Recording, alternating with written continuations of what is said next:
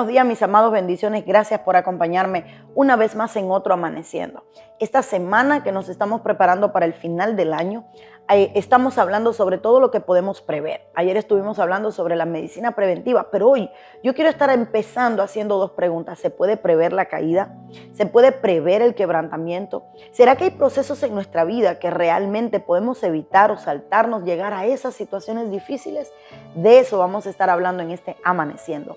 Así que no solo le doy los muy buenos días, sino quiero que me acompañe al libro de Proverbios, capítulo 16, versículo 18. La Biblia dice: antes del quebrantamiento es la soberbia, y antes de la caída la altivez de espíritu. Cuando yo leo este verso rápido, hay muchas cosas que saltan a mi vista, y una de ellas es que la palabra dice que antes del quebrantamiento es la soberbia. Lo que está diciendo el Señor, la soberbia te lleva a ser quebrantado. Cuando alguien de pronto llega a ese proceso en su vida donde siente que todo se desborona, que viene abajo, que es quebrantado, humillado, abochornado, que siente que todo a su alrededor está, recuerda que es quebrantamiento, partir, romper. Se siente que hay personas a su lado que están rompiéndole y dirá: ¿por qué este proceso? ¿Qué está pasando? Es que antes del quebrantamiento es la soberbia. Cuando eliminamos la soberbia no llegamos al quebrantamiento. Entonces la soberbia es esa antesala que nos pone en la situación difícil de ser quebrantados, porque algo el Señor quiere romper en nosotros y obviamente es la soberbia. Entonces cuando nosotros logramos eliminar la soberbia de nuestra vida, cuando nosotros logramos eliminar esta actitud de nuestro corazón y de nuestro diario vivir, nos evitamos llegar al quebrantamiento. Por eso este pasaje dice: antes del quebrantamiento es la soberbia. ¿Qué es la soberbia? La soberbia es aquello, hermano, que te hace pensar que siempre estás bien y que nunca te puedes equivocar. Es aquello que te hace estar a la defensiva en todo momento, que evitas que todo el mundo pueda acercarse, que alguien te puede decir, porque siempre tienes una actitud soberbia: yo sabía, defendiéndote, esquivando y huyendo de lo que está pasando. Pero lea el resto del versículo donde dice: y antes de la caída, la altivez de espíritu. La altivez de espíritu, dice el apóstol Pablo, guiado por el Espíritu Santo, que ninguno tenga una mayor estima de sí mismo. O sea, no estamos hablando de tener una baja autoestima, sino tener la estima correcta. Pero cuando en el espíritu hay altivez, cuando esa persona, note, la altivez y la soberbia caminan de la mano. Se está diciendo: ya hay un problema en el espíritu es altivo, y hay un problema en el alma, está la soberbia. Y está diciendo: la caída y el quebrantamiento aparecen cuando está presente la altivez y cuando está presente la soberbia. Entonces, si antes de que llegue la prueba y el proceso yo elimino de mi vida la soberbia y la altivez en mi espíritu, yo me evito la caída y el quebrantamiento. Hay muchas personas que se ven en situaciones difíciles en su vida y muchas veces nos preguntamos: ¿qué hice para caer aquí? ¿Qué hice para llegar a esto? ¿Por qué me está pasando esto ahora?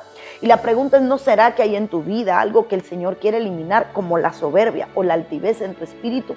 Cuando nosotros estamos atentos a la voz del Espíritu Santo y estamos en un trabajo continuo en nuestras vidas, escuche bien, en un trabajo continuo en nuestras vidas. Hace unos programas atrás hablábamos sobre aquella rueda en la cual se monta el barro, esos procesos cíclicos. Luego hablamos sobre el proceso de la transformación y hoy estamos hablando de un trabajo continuo, un trabajo constante, hermanos amados.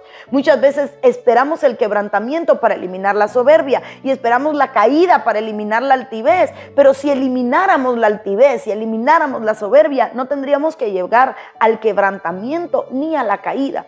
Por eso, hermano, ¿cuál es el antónimo? ¿Cuál es lo contrario de la altivez? El ser humilde. ¿Y cuál es el antónimo de la soberbia, hermano? La mansedumbre, el ser manso, el ser enseñables, el ser pastoreables, que ya lo hablábamos hace unos programas atrás, tocábamos el mismo tema. Y es como que Dios en este final de año está ajustando los engranajes de la iglesia, porque hay cosas en nosotros que se pueden convertir en el obstáculo de la bendición que Dios quiere traer a nuestra vida.